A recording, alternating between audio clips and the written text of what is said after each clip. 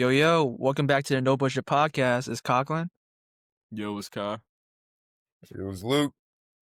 And yeah, I mean, it's been a while, and this is our second. If you guys are new here, this is our new segment that we're doing. It's called State of the Franchise.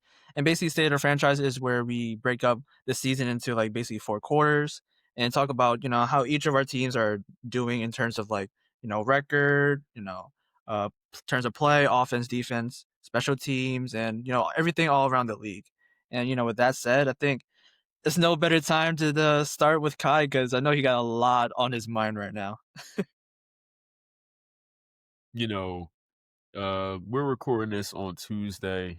Game was on Sunday, and I mean, if we did this video on Sunday, I would have a lot to say. You know what I mean? But now, man, I'm just so numb. You know what I mean? Like it's just the Chargers are just one of those teams. If you're a fan, like it's the same shit every year. You know what I mean? We'll go on a 3-game win streak, then we'll lose 3 straight games, then we'll win a game, then we'll lose a game. It's just the ebbs and flows of it. I'll put it to you like this. This is the second game this season that I just turned off. Like, I did not watch this full fucking game. Like, I'm sorry. Like, I can't. I can only do but so much. I can only watch but so much. Like, this game, and funny enough, and I've said this before, I fucking hate the AFC South. I don't know what it is about this mystical division, but shit gets bad whenever we play anybody from this division. Like this game and the Colts game were the 2 games this season where I did not watch. You're lying to yourself if you say that you sat down and watched all 4 quarters of this game, unless you're a Jaguars or a Colts fan. I just can't. I couldn't. Like halftime, 14-6. Nothing was really going for, especially the offense. I mean, the defense had a couple drives where they forced a punt, but it just seemed like going into halftime, I believe, like that final drive by the Jaguars where they just ran the ball down our throat. It literally felt like, okay, they found the formula. They found, okay, second half, we know what we're gonna do. And I watched the first drive of the third quarter, and I was just like, oh yeah, it's good. This is not going to be good. And what sucks the most is that there was so much emotion going into this game. You know what I mean? You had reporters, Xing a multitude of different Chargers players, that were on that, I believe it was 2022 team, you know what I mean, where we blew the 27-point lead, the worst day of my life. So it felt like everybody was kind of, we knew what this was, you know what I mean? Like a lot of players kind of played it off, that was years ago, but it was on everybody's mind. And it was like, oh my God, you thought that this team would have some type of pulse, some type of something going into this game. And it was just nowhere to be found. You know what I mean? Like it is hard. It's hard to really fault this team too much, right? Because as amazing as this team looked at the beginning of the year and how strong that they started, I feel like any Chargers fan, like you're kidding yourself if you looked at this roster from a talent perspective. You said, okay, this is a contending roster. I feel like we peaked very early in the season, and now we're kind of coming back down to earth. I mean, you just talk about this fucking offensive line, bro. Like it's bad. Like it's astonishing if we've won 7 games with how bad this offensive line is. Like our offensive line, everybody talked about it preseason, but the only reason why this offensive line was good is because of our 2 all-pro caliber tackles. Everything in the middle was mid or bad, but it was like, okay, you got 2 cornerstone tackles. You can work with that. We lost both of them by week 4. Ever since then, we can't run the ball. The only times we're able to pass the ball is like, okay, Justin Herbert broke off of 2 sacks and he hit Ladd McConkey for a 50-yard. Like that's the way we have to win. And it's just not sustainable. it's honestly surprising the fact that Justin Herbert has not missed any time this season. I mean, my man got body slammed on 4th down. Like, they called a roughing the passer. It wasn't roughing the passer. But I feel like that was like the refs being like, we feel bad for this guy. Let's give him a 1st down. We still didn't score a touchdown. We wound up settling for a field goal. But that's just how this season has gone so far. And I mean, I'm looking forward to this bye week. You know, at the very least, they have a very low chance, not zero, but they have a very low chance of breaking my heart this week. Um, and we'll see what happens after that. Yeah, I mean, for speaking of your offensive line play, I mean, it's kind of hard to fathom when I guess your best lineman has a PFF grade of like I think what 40 something or even 50 something at that, but even then that's like below average, bro, way below average, mind you, right?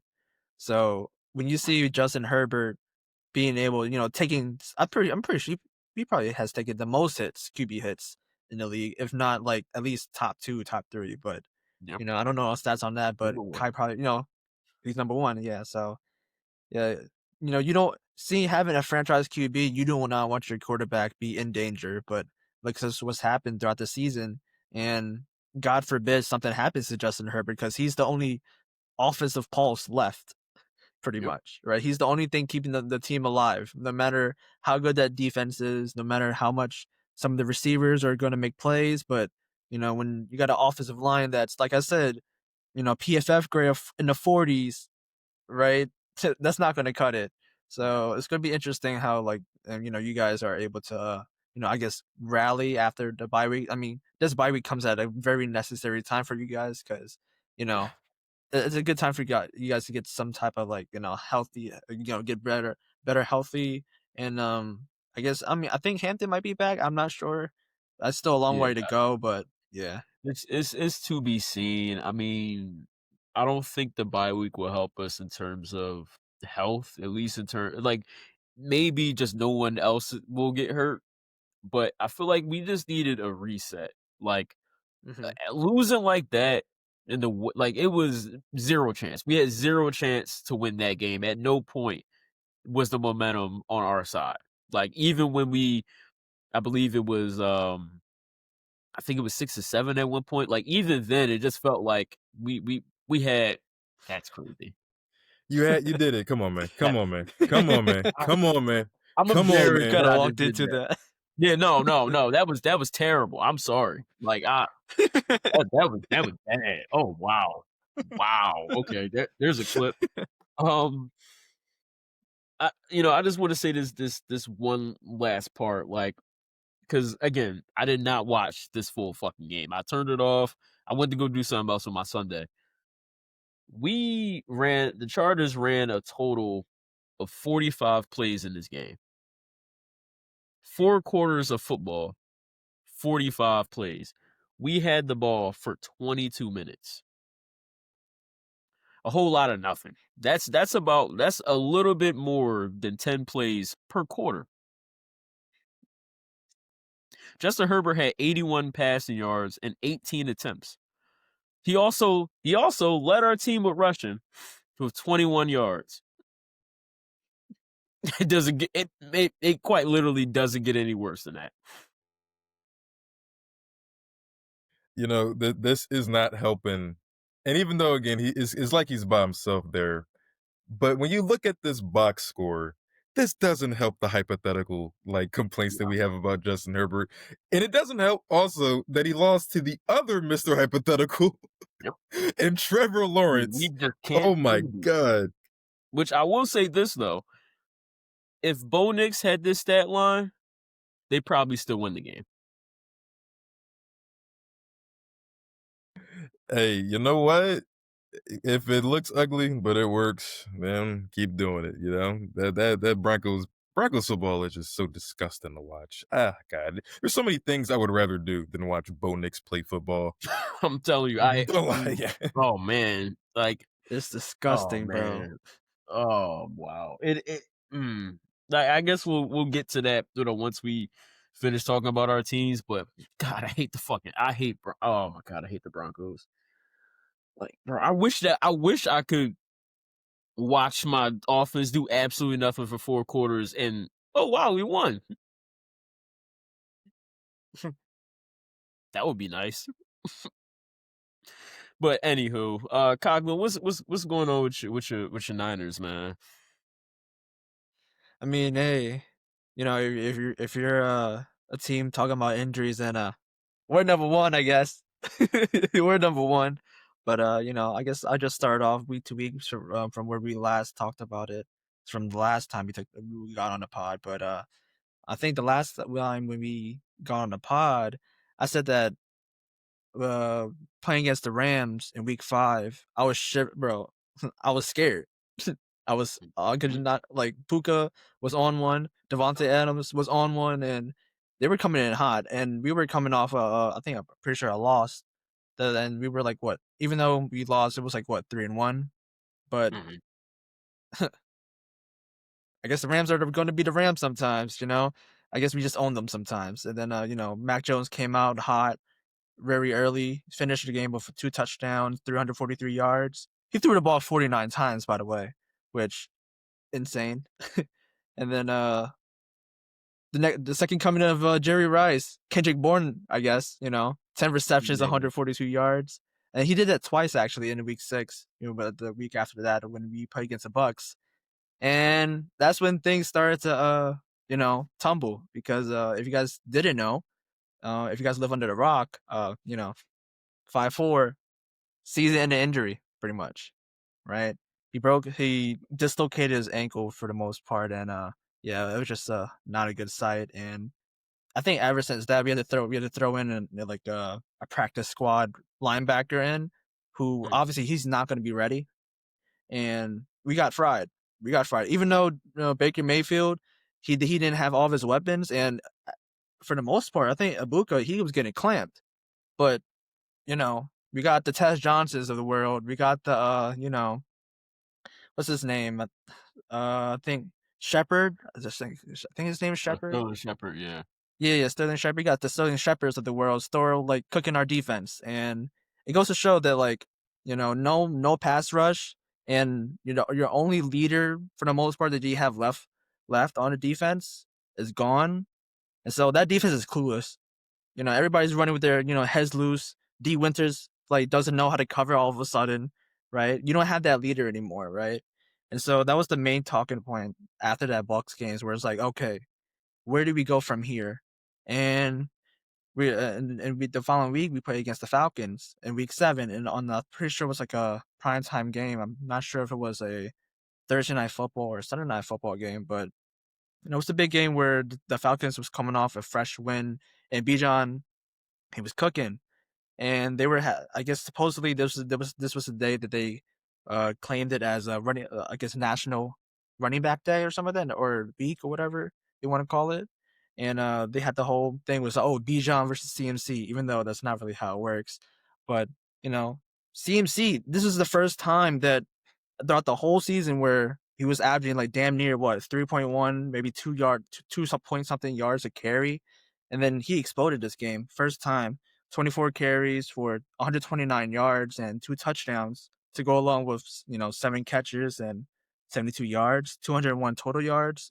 He cooked. He cooked this game, and the main reason why I'm not the type of person to like wish on somebody's injuries, right? But I'm just saying that it's not a coincidence when Jake Breno, our center, exited the game. I mean, insert Matt Hennessy. Things started booming. CMC was finding holes left, right, and center. Right. So there's that, and I think the main, not the big takeaway from that game is like not only the offense was able to find some rhythm on the on the ground game, but the defense. This is the defense where we're looking at, okay, who's gonna step up, and Tatum Bethune, people might not know, it's not a household name, obviously, right? But he's been on our team for like the past couple years, and he wears number 48. And if you guys are a true football fan, you know that Fred Warner during his rookie year he wore number 48. before he transitioned to 54. And he took up that number, and then him and Dream Greenlaw, they rocked the Fred Warner jersey before the pregame, and the whole stadium, they just basically had the little camera showing Fred Warner because he pulled up to the game on his little cast and stuff like that, and that just energized everybody, and the whole stadium was rocking. Like it was so bad. It was so loud that it got to a point where our own offense at home had to go to a silent count. So that just tells you about how that goes, right? And then yeah, after that we play against the Texans, where I thought the Texans were bad. Texans are so bad, and then nope, you got the whole Iowa State receivers trio where you got what was his name, Hutchinson, Noel, Higgins. They combined for I'm pretty sure like what is this, 16 catches for 170 yards and 2 touchdowns. All right, dog. Like it is like, and then our offense can't do anything at all because Houston, they, as much as we want to, make fun of them, they actually have a good defense. So there's that. The main takeaway was just our offense just couldn't get into their rhythm early on, and then after that we played against the Giants. That was a get right game. Let's be honest here. Giants, this is the first time we scored, I'm pretty sure, 30 points. This is the first time we scored 30 points in a season, which is kind of crazy to say. But yeah, CMC did well. We actually saw some flashes of Brian Robinson, actually. And that kind of gave me hope. Saying, like, I'm telling Kyle, please give B-Rob some touches because CMC is going to get fucking ran into the ground the way we're using them, right? Then after that, what happens? Yeah, and then after that, what happens? And it's been like that the past few 6 games, 7 games stretch. We're like, we'll win a game, we'll lose a game. We'll win a game, we'll lose a game. Like I'm pretty sure we're like, let me see, we are 3-3 in the past 6 games, right? And so yeah, we go against the Rams again, right? But we got smacked. We downright got smacked, where we lost 42-26, and then after that, yeah, I think Stafford wouldn't have any games with this shit anymore. He was like, McVay, I'm not running the ball on 4th and 1, where like, we got a chance to win the game. Nah, he just fried us. He was like, what, 24-36, 4 tutties. At the time, it probably still is. We'll get into that later. The MVP front runner. But yeah, Mac Jones, CMC, Kittle, they tried to do their thing, but it's all right. And then lastly but not least, we go back against the Cardinals, and let's be honest, that's another get right game. They're so bad. But hey, we blew them out. But I guess on the quote unquote bright side for the Cardinals, they have a quarterback that broke a record, 47 to 57, which is insane. He threw the ball 57 times, bro, which is so stupid. It's so stupid, bro. Right? He completed 47 of them. So I looked at that. I'm like, wait, what? Like when I opened my Instagram and I saw 40, I'm like, what the fuck? He threw the ball 57 times, right? Right. So he had 10 incompletions. 2 of them were interceptions. So he really only had 8 incompletions. 8, yep. 8 times the ball hit the ground. And he threw the ball almost 60 fucking times. What the fuck? Yeah, and then like coming to the game, people were just glossing over the Cardinals, and me personally, throughout my personal experience with the Cardinals, like they're just that annoying little brother that will always be there to like find a way to ruin your day, right? And they have a guy in Michael Wilson, or God forbid, we might as well call him Michael Jackson, because he was dancing on our defense. Like he had 15 catches for 185 yards, but he somehow had no touchdowns. I don't know. I'm pretty sure that was the most receiving yards of any player this season so far. Yeah, 185 yards. Yep, crazy. From him. Yeah. Yeah, like our defense right now is like the epitome of bend but don't break, because we'll let you have all the yards, from like from the hash, from one hash to the other hash, but when it gets to the red zone, we're actually one of the better red zone defenses in the league. So yeah, that's the main takeaway throughout the whole, I guess, second quarter of the season is that we need to find a way to rack up some wins, but in consistency, like back to back wins, not like win a game, lose a game. And the main thing that uh I took away from this team was when Kendrick Bourne said we have a quote unquote problem in, I guess, finding a way to like I guess the mindset, the mentality of winning a game, but then following up with that, to the next game, because I guess we kind of just, I don't know, have a looser mood, looser like, oh, we're chill and stuff like that. But the right mindset to go after winning a game is like, oh, let's go win us another one, and then win us another one. But this team being very young, with the new draft and everything, it's they're still trying to learn their way, and I feel like that's just going to be the way it is for the rest of the season.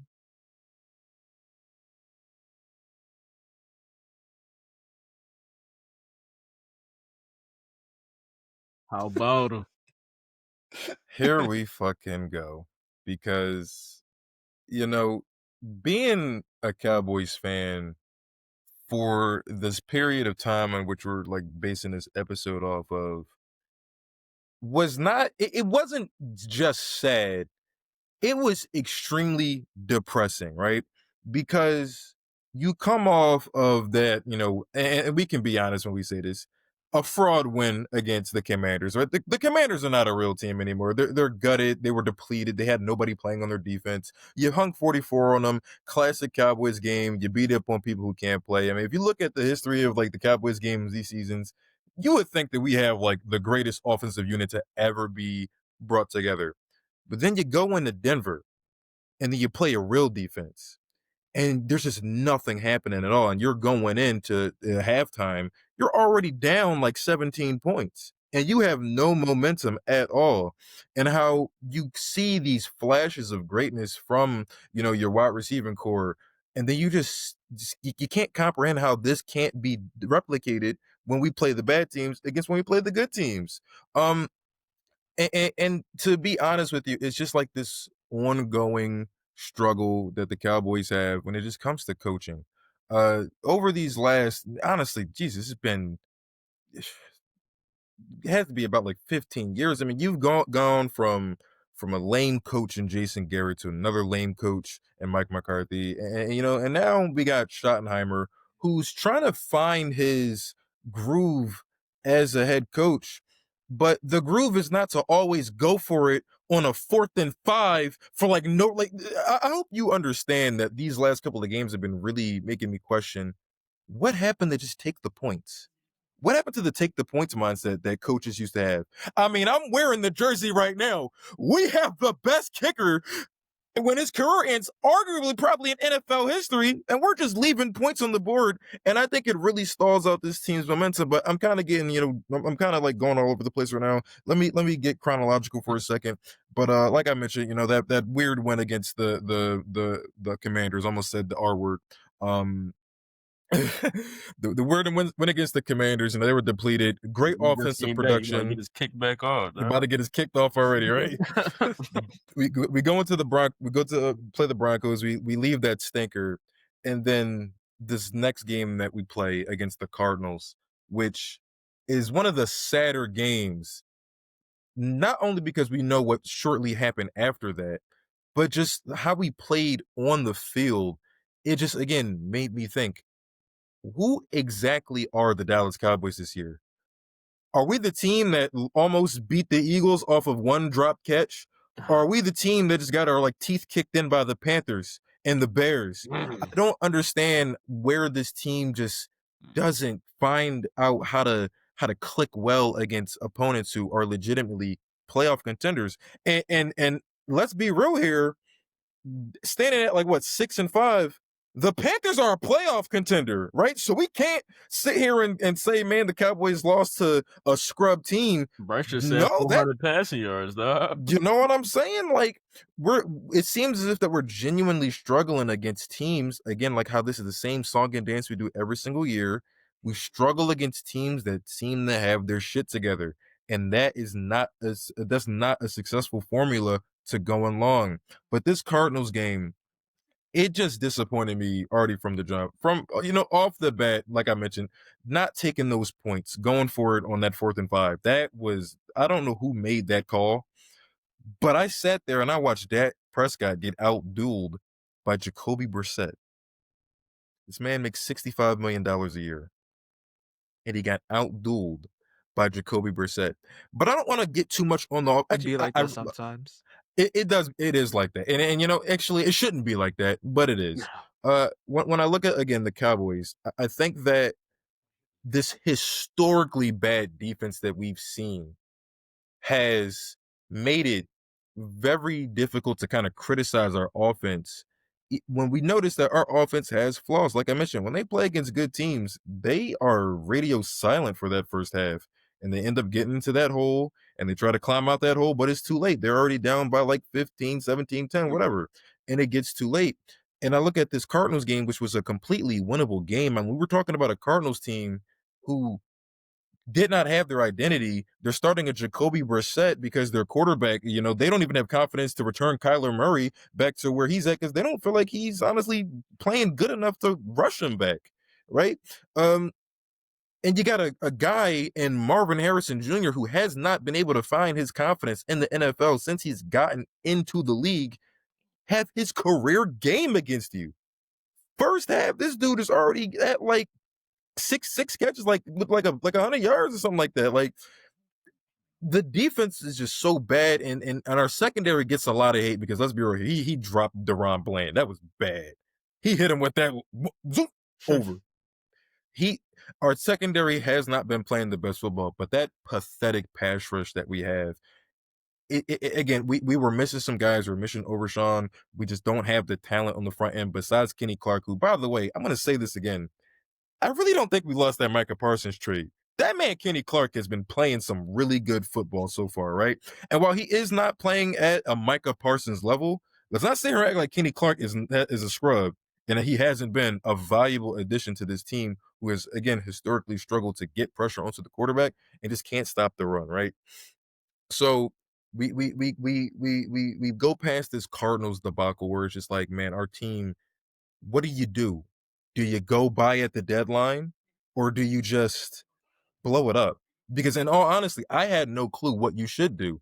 I genuinely think that looking at the way how the NFC is stacked, it's so much parity that you can honestly sneak into a playoff spot just by just rattling like a calm 4 wins. If you can just get through that like awful gauntlet that we kind of have to go through, I legitimately think that you can, find yourself in the playoff picture. And I guess Jerry Jones thought the exact same thing, and he decided that he was going to go in and buy at that trade deadline. And oh my God, did he buy at the trade deadline?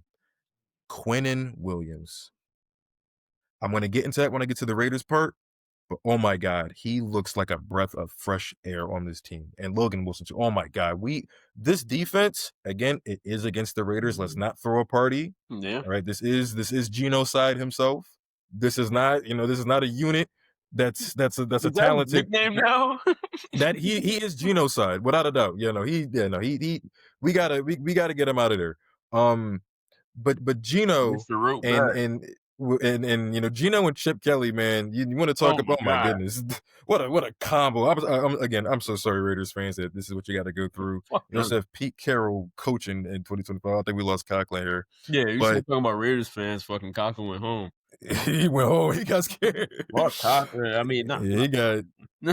Fuck Raiders. Fuck Raiders fans, nah, man.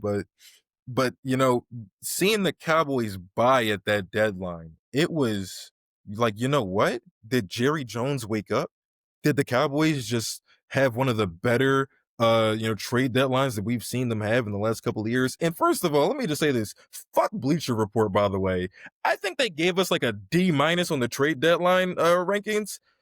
What the I will never forget them having that. Like, what are you talking? We get an all-pro defensive tackle? Yeah, I feel like a lot of people, because it was the same. They did the same thing for not the Colts when they got Sauce. Like, I feel like because they're on the Jets, people forget that these people are like good at football. They're legitimate all pros. So yeah, I mean, I don't like when you're okay, like people. Oh, that's another problem I have with just football discourses. People completely overvalue first round picks.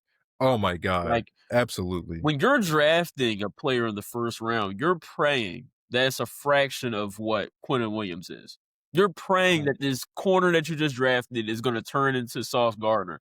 So when you can give up that pick and just get the mhm. players straight out, like I know you start getting to rookie deals and the whole money aspect, but outside of Salary that, when it just caps, comes all that, down yeah. to putting talent on a football team, the Rams did it and then won a fucking Super Bowl. So, F them picks. F them picks. and guess Listen, what? You got the picks right the fuck back. they Like, got them back. Picks will come back. You have to move and deal players. You're always going to get more first round picks in the future. And at the end of the day, I would rather have Sauce Gardner than some fucking high school kid hypothetically being good 5 years from, like, you know what I'm saying? I literally. never understood the whole like like the protection of picks, not even just in football discourse, but just in sports discourse in general Yes, about just 100%. the overinflation of, like, the draft picks. But again, going into the trade deadline, and in my opinion have one of the better trade deadlines out of the NFL. I was super excited to see, man, it looks like this team is genuinely trying to invest. Mhm. And then shortly later, we get awful news coming out that Marshawn Needham unfortunately took his own life. Yeah, When I'm telling you, that situation, it completely erased like the feelings of joy yeah, that I got from, like, oh man, we got these new additions to the team. Like, hearing how that story broke out. And not only that, seeing this dude get his first touchdown in that Cardinals game off that block kick. And then not more than 1 week later, he takes his own life. yeah, That honestly hurt to just see, because that young man finally got the chance to live his dream, and yeah. to be a defensive player just in the NFL Mhm. is just hell on the body, and to even get to that level.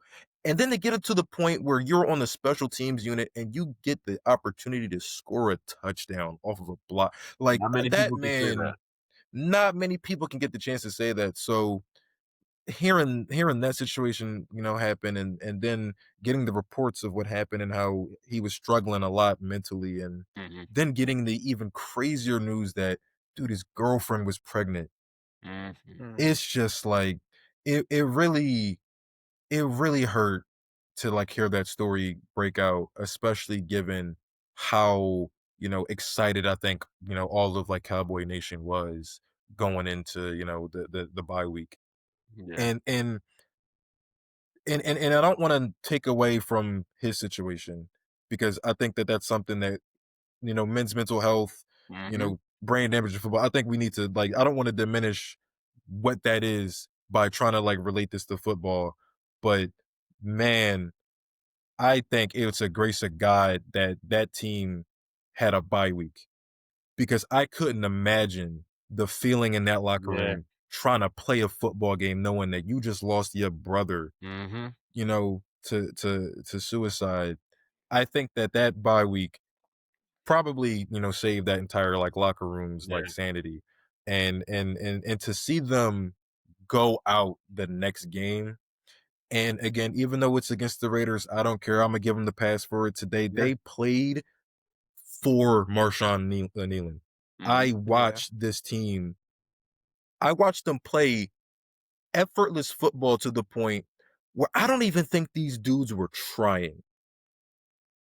And that was good to see the team in good spirits. It was good to see, Coach Schottenheimer with the Nealon shirt on, and how they had his jersey displayed, and how they, the tributes for him, how it seems as if that these dudes actually love this guy, right? And how he was bigger than football. I was really glad to see, like, the family element from the Dallas Cowboys. And I'm really got to give, like, hands up to, Dak Prescott, and the rest of the guys out there who are leaders of this team, who, Mhm. they do such a good job when it comes to that. I'll talk all my smack about the Cowboys on their with their on field performance, but off the field, I mean, there's a reason why that dude is Walter Payton Man of the Year. You know Yeah, what I mean? And yeah. especially given with Dak and his personal feelings with mental health and all that. That man, I really that is one of the men in this world that you just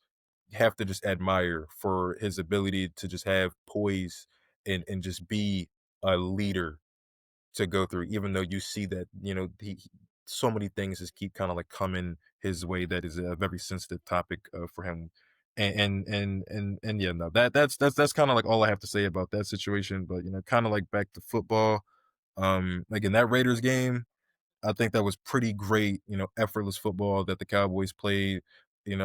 It was so effortless again. You didn't even need to see the Javonte Williams. A lot of other guys started to get their shine. We got to see this new reinvigorated defensive unit.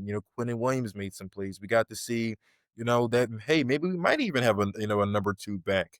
We got to see, man, maybe the Cowboys wide receiver room is a little bit deeper than we thought because this dude Flournoy, he's looking pretty good, especially Mhm. for a dude who's what, like wide receiver 5 or 4 on the depth chart. Mhm, I'm thinking that we're a much deeper team and we have a lot of talent, and it looks like this team has something to play for mhm, again.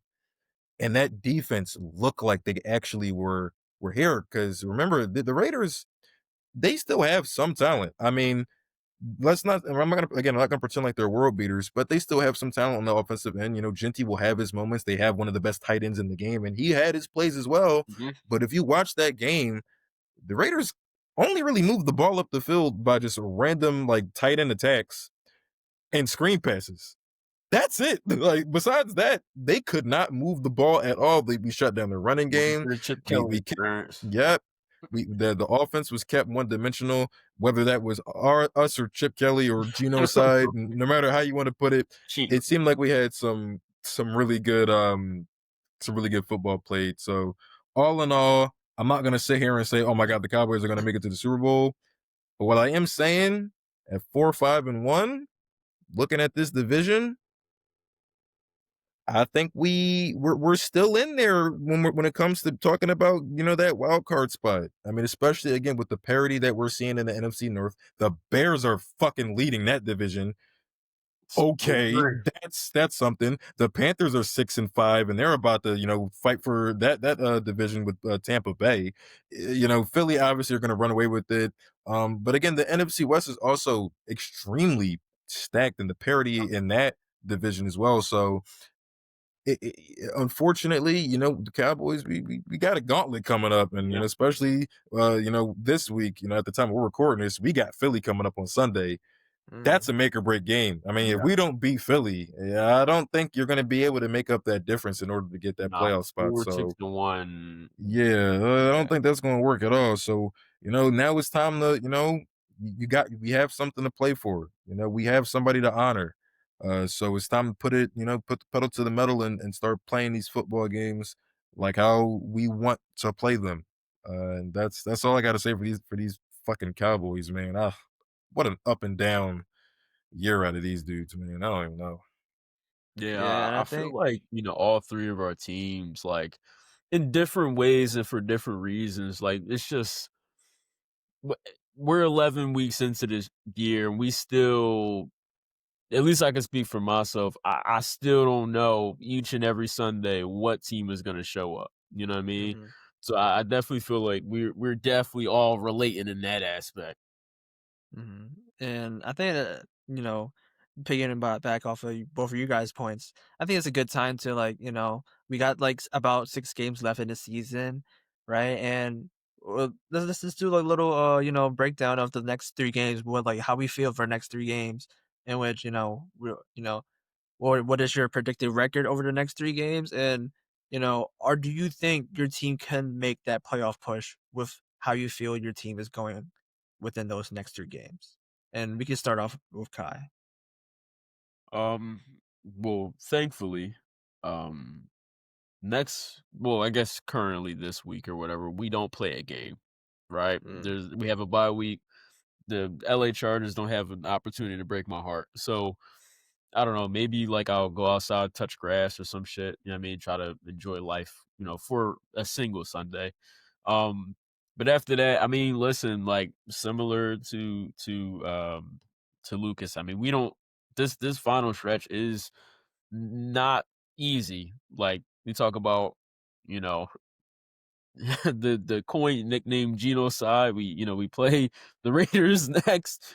Um we're making that stick, by the way. Man, We genocide. played them what, week 2. It was a we handled them pretty well, but our team in terms of health, like I, that can go either way. I mean, on paper we should beat them. But on paper, we should have beat the 3-win Commanders. We should have beat the 2-win Giants. Like the fact that we are one of their wins is insane to me, right? But that's why I can't go into this game, thinking that, oh, yeah, we should win. We should have beat the Jaguars last week. Didn't happen. So that's to be seen. But then after that, we got Philly, we got Kansas City, Dallas Cowboys, the Texans, who we just can't beat that division. But then we got the Broncos to end the year off, right? This is not a easy stretch. I know that's longer than the next 3, but to be honest, like it's bigger than this next 3. Like in order for us to have a shot, like I think it's just gonna come down to like the division is gone. We had our opportunity going 3-0 in the division. It was a blissful month, but after that, everything went downhill. Like the fucking Broncos, it just seems as though it's just divine intervention. The reincarnation of the 2015 Broncos, apparently, except for like Bo Nix's ass. It's just one of those things. It's just like, all right, they're gonna win the division. Hopefully, they're gonna be one and done anyway. So hopefully, we both end up on the couch at the same point. So who really gives a shit? But it's gonna ultimately come down to we beat the Raiders, and between Philly and Kansas City, we have to win one of those games. We just have to. Like the AFC is very tight. It is a very tight Mhm. race for this, especially for the wild card spot. You got Baltimore. I feel like they're probably going to win the division. I feel like they're the better favorite to win the division. So of course you still got Pittsburgh, which we do have the tiebreaker over, but they're going to be in play. The Jaguars now have the tiebreaker over us. You still got the Patriots and Bills. How that division is going to pan out, right? And obviously, the Chiefs and Texans are only one game behind us, and we still have to play both of those teams. So it is still in the realm of possibility that we go 3-0 to begin the year and miss the playoffs. So it's just one of those things where I don't know, but between Kansas City and Philly, we have to come away with a win in one of those games in order for us to have a shot. Mhm. All right, what about you, Lucas? The Eagles, Chiefs, Lions. I have one thing to say to that. You ain't using this card tonight. Oh my God. We are so fucked. The only game that I can and it's gonna sound crazy, but the only game I legitimately see us going in and it being relatively the easiest out of the 3 to win is Philly. And it's purely because it's a divisional game. That's it. Divisional games are always weird, right? But as we know, the one thing that the Cowboys have struggled time and time again over this season is pass rush. You cannot give Jalen Hurts time. Yep. People can talk shit about Jalen Hurts all they That want. long ball I gonna don't really come out. care. You give Jalen Hurts time in the pocket, you are going to get hurt. Yep.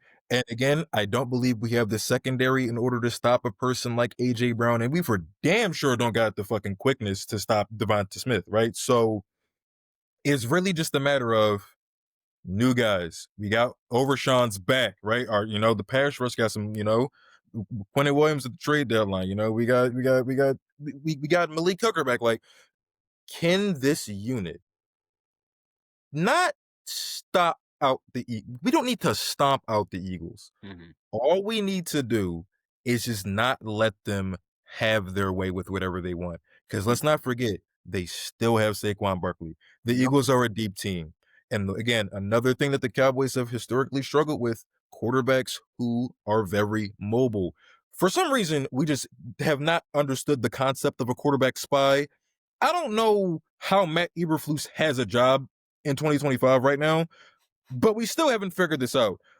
So Philly, again, out of all the teams, definitely the most dangerous. I think we have the best chance purely because it's a divisional game. But from a football sense, I don't know. I really don't know. Kansas City seems beatable. Over their last couple of games, we're starting to see age catch up to Travis Kelce, who was always somebody who I feared when we just randomly played the Chiefs. That their offense, while they did get back Rashee Rice, right? We haven't really seen the Chiefs be the Chiefs, right? The Chiefs have seemed like they're this team who, we give them respect because of who they were, but are they still that? Right? You obviously can never count out Patrick Mahomes at all. But I'm just looking at the Chiefs, and they lose to those Bo Nix somehow winning game Broncos. You know what I mean? They lost to the Bills, and they have had again pretty good games, right? Let's not ignore that.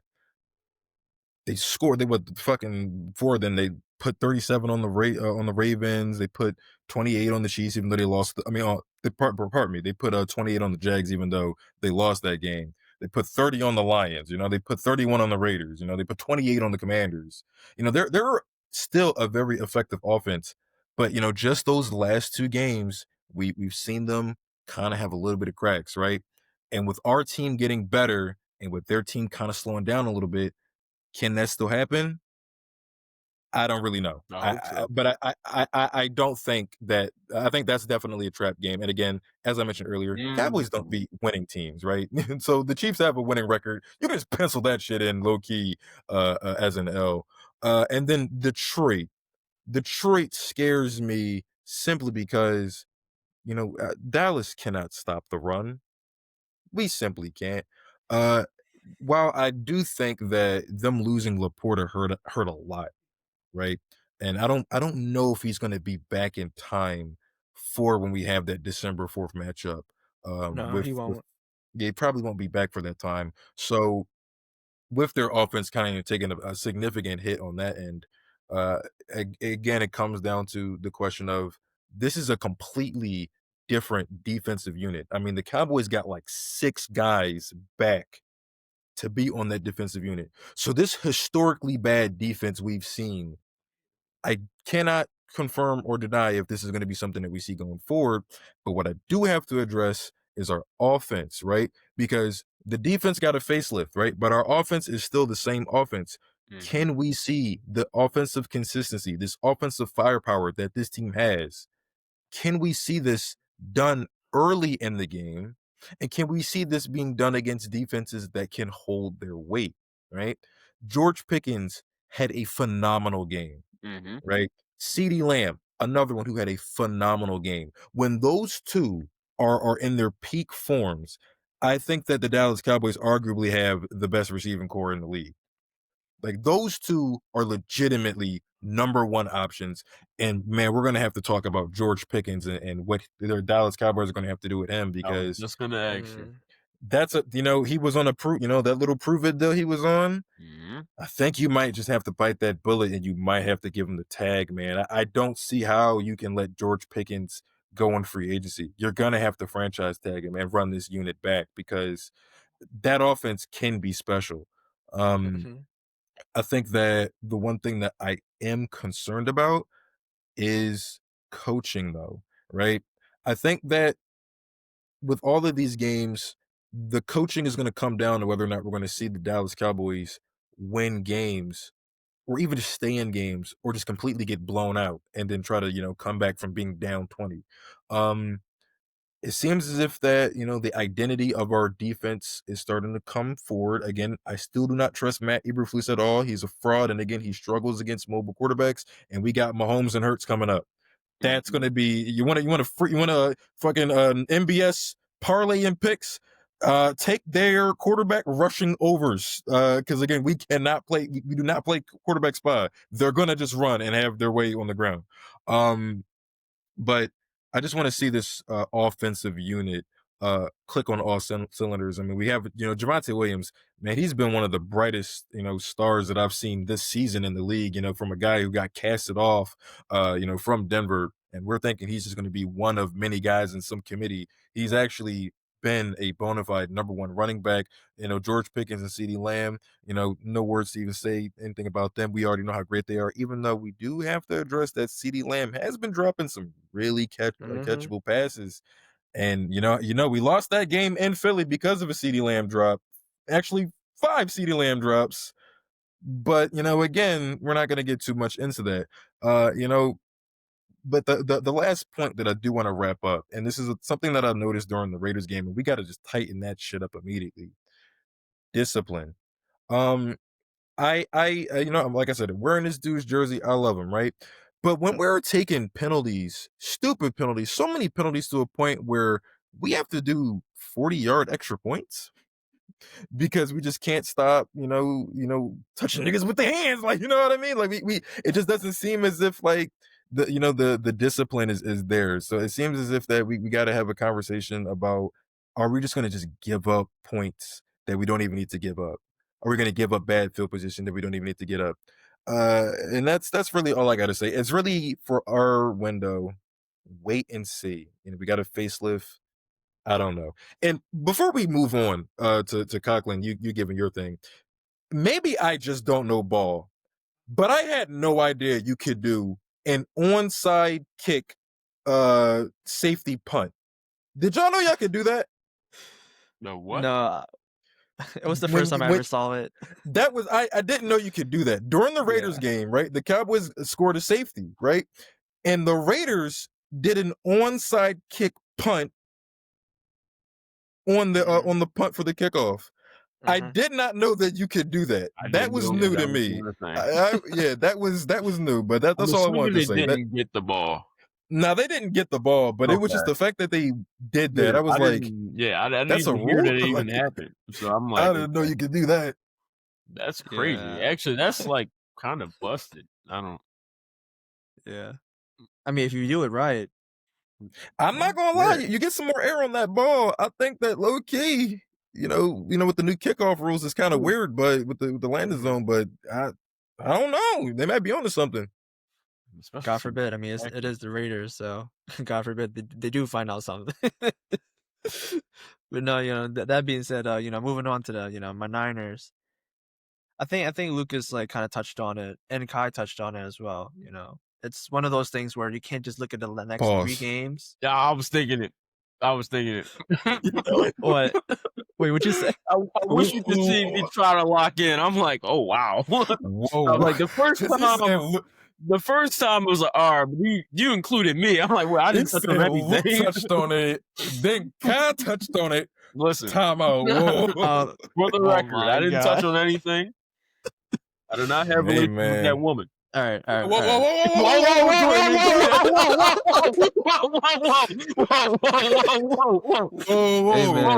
Hey man, they saying your man's Donica. They saying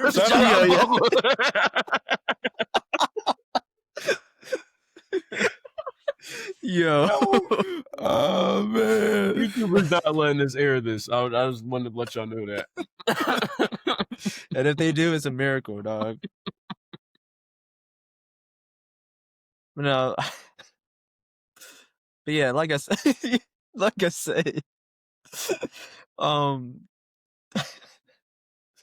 yeah. Football. Right. Lock in.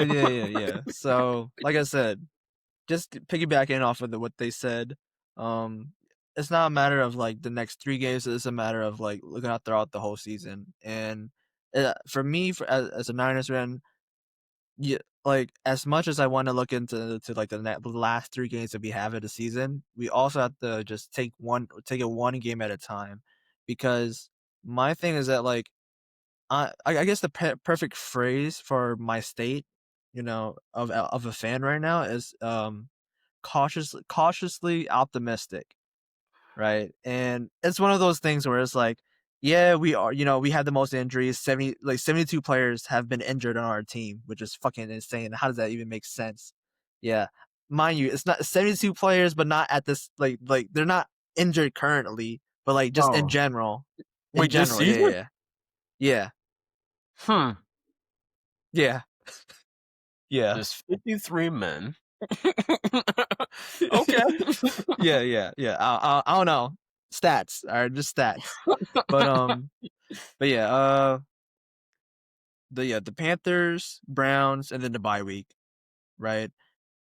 And then after the bye week, we had the Titans, and then funny enough, before the Cardinals game, the 4 games that we would have had is the Cardinals, Panthers, Browns, and the Titans.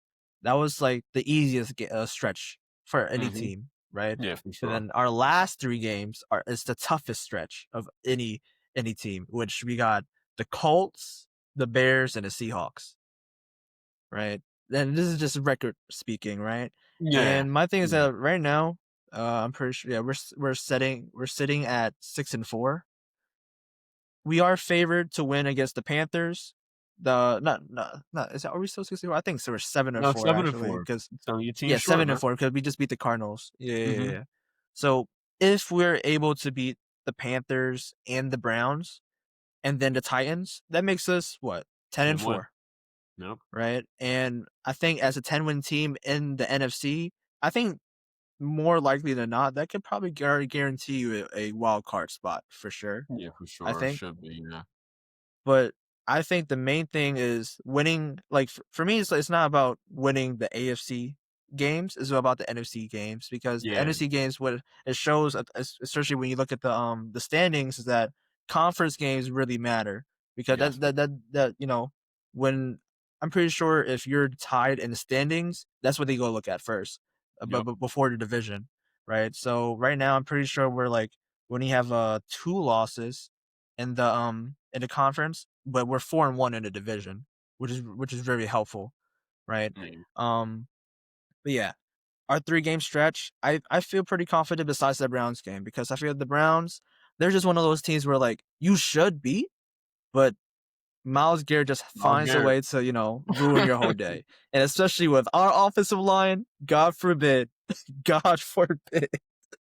Hey, they don't even let their quarterback have reps with the starting unit. So I think you're pretty safe on that one. Yeah. Well, no, well, I don't know, man. I mean, I mean, our defense just let Jacoby Brissett go 47 of 57.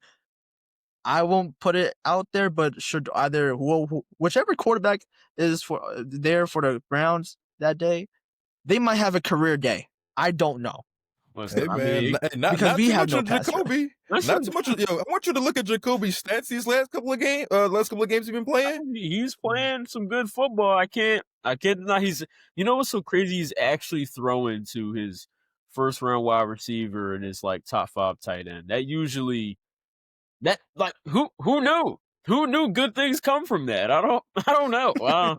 It took You know Joe what I mean? Flacco having to be traded to give the ball to Jamar Chase 15 times for the quarterbacks to say, you know what?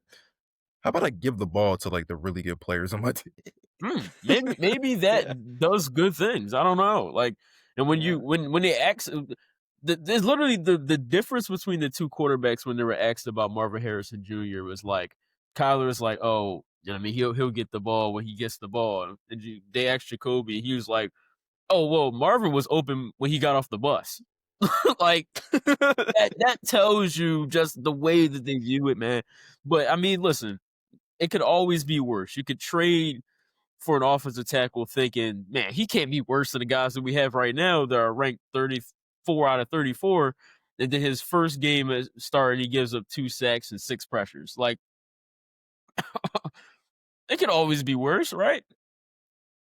yeah. This season is just gonna be one of those seasons, dog. It's a weird season. I just wish that we could just fast forward to like the off season. Honestly, what's the point Yes. during this season where I'm looking forward to draft season already because I'll be honest, like even though I'm like cautiously optimistic, I don't have faith of this team making a big playoff run or so. If we do, I don't know how the fuck that happens. That's like December. That's the thing with the Niners. And I feel like right now, like I have that feeling of what I did when I think we were a 10-win team back then when we had Jimmy G, and we ended up making it to the NFC Championship against the Rams, and we lost that game. I had that same kind of feeling, but obviously it's a little worse just because we have no defensive talent at all because we're all injured. But I don't I know. feel Like like Luke, he touched on it. Or he Yo, you gotta he stop meant saying I touched on it, bro, because I did not touch on shit, bro. You gotta stop saying that. he meant he meant you're straight. he mentioned. I was All right, never look, on that island. he mentioned that I can't even talk. I can't even think, bro. But no, he talked about when I think it's one of those seasons where you don't know what's going on with the league. It's like it's the parody with the league where anything can happen on any other week, right? Mhm. And so when you look at every team in this league, you know, which team is that one team where they're pulling away? You can't really say that about any team because each team has shown some flaws. You know what I Yeah. mean? Like, for example, like this past week with the Rams versus the Seahawks, that was a big game. Both teams were playing really well. But what happened that game? Sam Darnold threw 4 picks. But guess what? The final score was only decided by 2 points, in which the Seahawks almost still won that game by turning over 4 times, right? Yeah. And it was a crazy stat that I saw that like I'm pretty sure after the first quarter, the Rams only had 5 more drives. Think about that. What? Sounds like 30. What are we doing? Like, Football does not make sense. Football in that's what I'm LA. saying.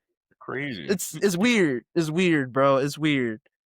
So yeah, it's one of those things where like parity around the league, you never know what could happen, honestly. So Yeah, it no, is I what it mean is. I agree. I feel like this playoffs are gonna be very interesting. Um I mean, outside of like I guess the Bills they're 7-3, but they've had some Fraud questionable games watch. and questionable losses, and same thing with the Eagles. Like you see Atlanta. like you see teams, right? Like you see, okay, the Eagles, yeah, the Bills, yeah. But outside of that, man, it's a bunch of like if somebody told us that this is what the landscape of the NFL would look like, you're like, what the fuck? And even like the top dogs, like if you've watched these Eagles play, you're like, how the fuck are they 8-2? Like it's just it's crazy right now. Like it's definitely going to be one of those things that I am anticipating this playoff season being like one of the best we've seen in a while. Yeah. Just because it really does feel like as we sit right now, virtually because every team is like close in record. Every team it feels like they have something. Like if you said, okay, this team wins the Super Bowl, you'd be like, wait, really? But then once you talk about it a little bit, it's like, you can convince me. You know what I mean? You could convince me that that the Ravens, after having as bad of a start as you could possibly have, when Jamar Jackson, holy shit, with Lamar Jackson coming Hey, back yo. healthy, that defense really finding its groove. Like you could convince me that they just go on a run. They just fucking run the table, and of all fucking years, this would be the year. You know what I mean? Like just a team like that, and they're fucking 5-5. Like it's crazy. It's really crazy.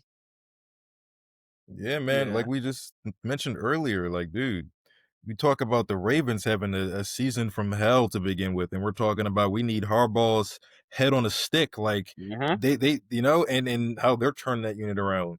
And again, I'm gonna say it again. The Carolina Panthers are 6-5 and in striking distance of taking the NFC South. after their awful start. We're saying, and it's crazy because again, we're talking about, later on, the later topic we're going to talk about is NHL, not NHL. Damn, I'm thinking about hockey. NFL coaching hot takes or words are fucking hard, but the hot seat for NFL coaches, and it's like with the parity that we're kind of seeing in this league, the guys that we were like, I'm not gonna lie, I don't know how much longer he has left. He just turned it around like a guy like Harbaugh.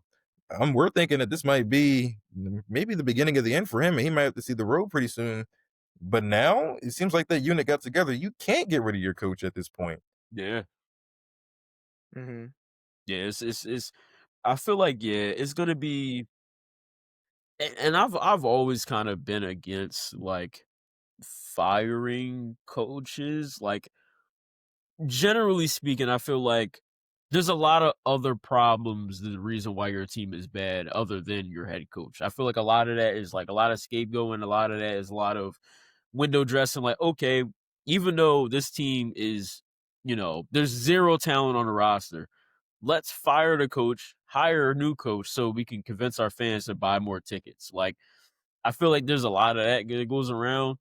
So, like, whether it's a first year head coach and he gets fired before the fucking season is over, I'm like, that doesn't make a lot of sense. Or, a hardball, right? Where it's hard for you to convince me that firing John Harbaugh, that there's just a guy out there that is going to be better at coaching the game of football than John Harbaugh. I'm sorry. Like, I know there's something to be said about, new voices and things that, lost the locker room, but like I feel like it's one of those situations, obviously, this one being a coach, but in the example I'm giving being a player, where it's a Browns and Baker Mayfield situation where sometimes the grass is not always greener. You know what I mean? You make it Mm-hmm. up in your head that the unknown, you know, maybe this draft pick turns into a Micah Parsons. It's like, why not just have a good coach? You know what I mean? And just, okay, this wasn't our year. We had a bad team. Let's keep it going. But the constant reshuffling of the deck, I feel like you 9 times out of 10 you end up fucking yourself. Yeah, 100%. And like I said, like we all said again, the parity around the league is so crazy, right? And that's something that we're about to like actually get into here. And